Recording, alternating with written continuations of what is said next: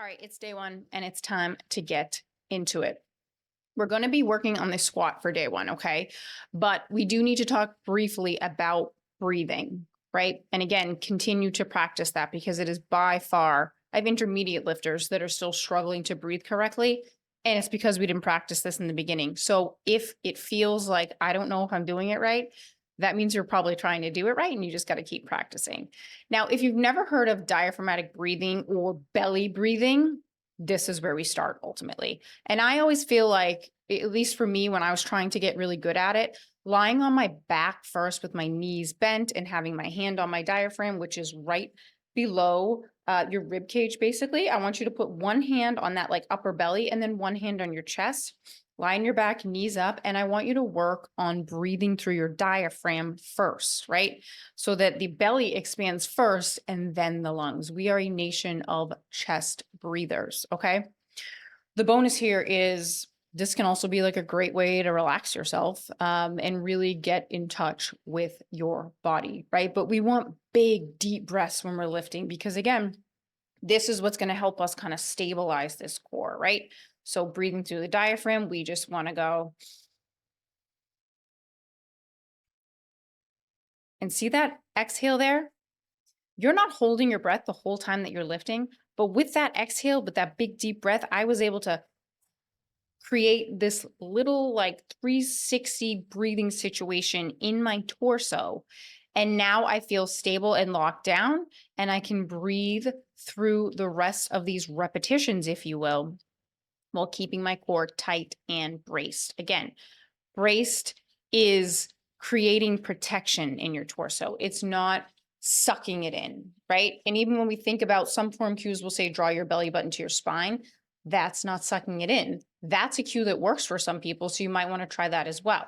But again, it's about creating a tight space in your midline. It's not about kind of, sucking it in. So start playing with that. It's incredibly difficult to explain via video, but if you've never even tried it, try it laying on your back and try to just get in touch with belly breathing in the first place. Okay. You're not going to be heavy loading this week. It's just something I want you to have as top of mind because as you progress, 2 years from now, 3 years from now, because you're going to keep going and you're going to lift heavier, you really need to get a good hold on creating protection with your midline here, with your breathing. All right.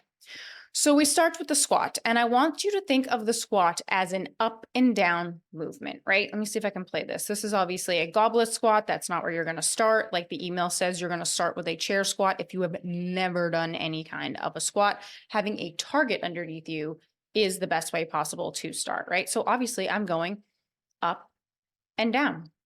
And I initiate the movement by sticking my butt out like I'm going to sit in a chair. So you're squatting all day long. You know what I mean? You're just not doing it in a way where your glutes are working for you. What are we doing? We're getting in and out of chairs and we're like leaning forward. You know what I mean? So this is essentially just using your muscles to stand up and down. Okay. So we send the hips back first and then the knees bend. And the weight is always in your heels when you are squatting. When you stand up, you drive through the heels. And this is going to help us ultimately engage our glutes. So if you're trying this weighted, I give you a couple different options in terms of holding the weight. But if you've never done any kind of a squat, start with the chair squat, start with just a body weight squat until you can really get this movement down pat. You'll see my knees track right over my toes here.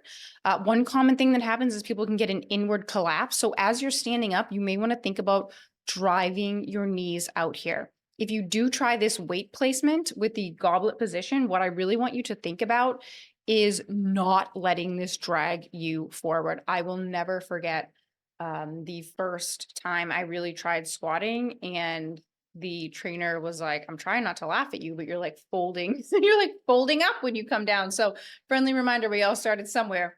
You don't want to kind of fold up, right? Meaning like you don't want to let your torso be coming towards your thighs. You do want to kind of stay upright here. Okay. So watch the form cues, pick one of these movements, try 2 or 3 of them if you feel up to it, and let's squat. Squat is the king of all strength movements. It is truly full body when you think about it. I am literally working all of my lower body here. I am working my hamstrings, quads, my glutes. I am working my upper body, trying to keep this weight in place, and my core is on and firing because I'm trying to keep my torso up.